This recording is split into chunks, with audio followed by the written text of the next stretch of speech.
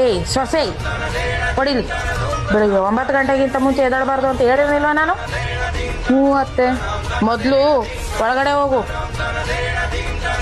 ನಿನ್ ಗಂಡನ್ ಕಳ್ಸು, ಕಸ ಗುಡಿಸ್ಲಿ. ನಿಮ್ ಮಾವನೋ ಅನ್ನಲ್ಲ, ಆ ದಂಡ್ಪಿಂಡನ್ನು ಕಳ್ಸು, ರಂಗೋಲಿ ಹಾಕ್ಲಿ.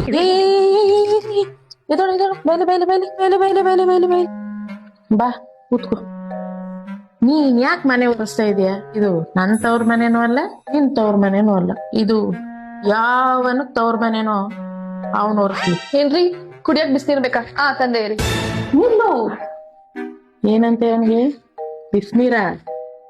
ಬಿಸ್ನೀರ್ ಮಾಡೋದು ಎಷ್ಟ್ ಕಷ್ಟ ಅಂತ ಗೊತ್ತಾ? ಅದ್ರ ರೆಸಿಪಿ ಗೊತ್ತಾ ಕೇಳೋ ಅವನ್ಗೆ? ಅವ್ನು ಹುಟ್ಟಬೇಕಾದ್ರೆ ಹುಳ್ಳಿಯಲ್ಲಿ ಕೊಡ್ಸಾಯಿಸ್ಬೇಕಾಗಿತ್ತು. ಎಸ್ಕೇಪ್ ಆಗ್ಬಿಟ್ಟ. ರೀ ನಾ ರೆಡಿ. ಅತ್ತೆ ಅಮ್ಮನ ಮನೆಗೆ ಹೋಗ್ಬಿಟ್ಟು ಬರ್ತೀನಿ. ಏನಮ್ಮ ಮನೆಗ? ಬೇಗ ಬರ್ತೀಯ ತಾನೇ? ನಿನ್ನ ಬಿಟ್ಟು 1 ನಿಮಿಷನೂ ಇರಕ್ಕಾಗಲ್ಲ. ಒಂದ್ ಕೆಲ್ಸ ಮಾಡ್ಲಾ, ನಾನು ನಿನ್ ಜೊತೆ ಬಂದ್ಬಿಡ್ತೀನಿ.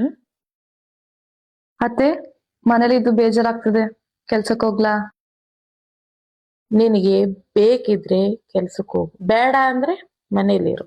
ನಿನ್ ಲೈಫು ನೀ ಎಂಜಾಯ್ ಮಾಡು. ನನ್ನ ಹತ್ರ ಯಾಕೆ ಪರ್ಮಿಷನ್ ಕೇಳ್ತೀಯ? ಅವ್ನ್ ಕೇಳದ್ನಾ? ಎಲ್ಲಿ ಚಪ್ಲಿ?